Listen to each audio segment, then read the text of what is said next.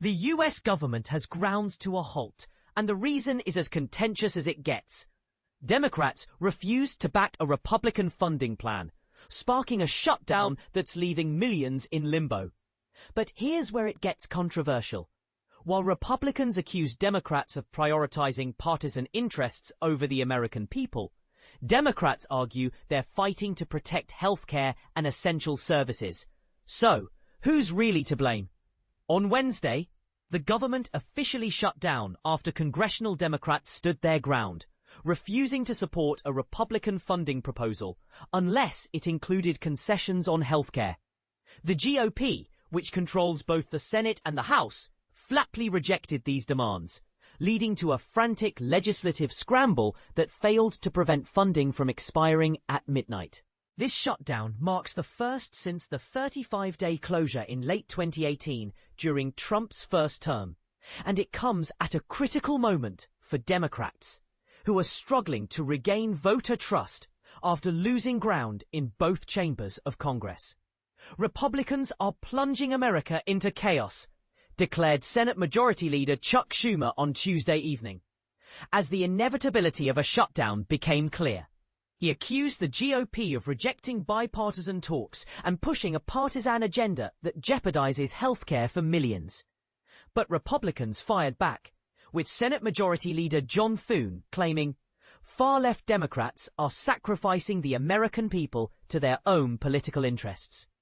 The standoff began last month when House Republicans passed a bill to fund the government through November 21st.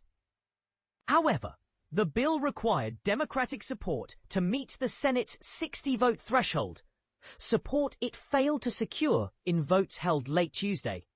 Meanwhile, Republicans blocked a Democratic proposal to extend funding through October, while addressing policy changes like Medicaid cuts and public media funding.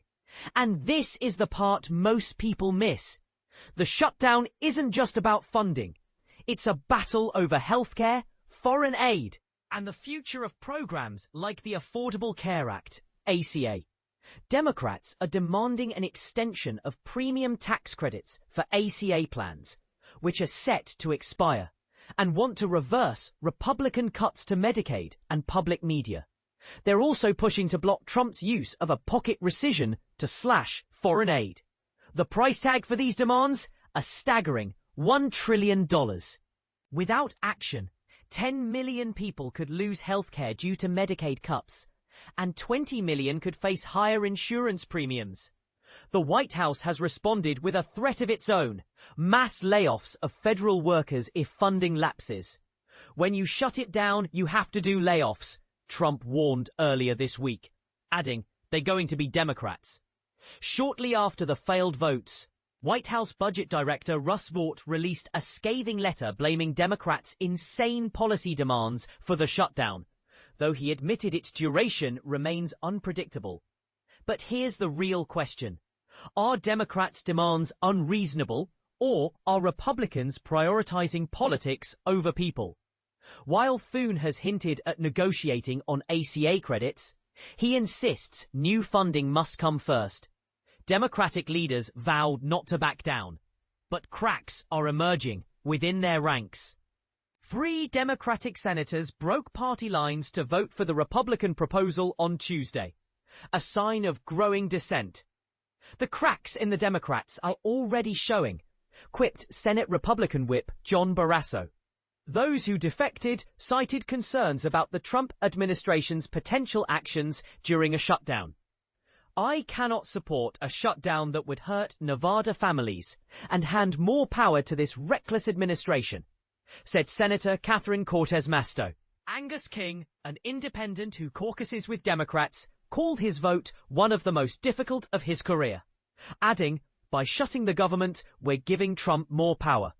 Historically, the party that instigates a shutdown rarely achieves its goals, but public opinion is divided.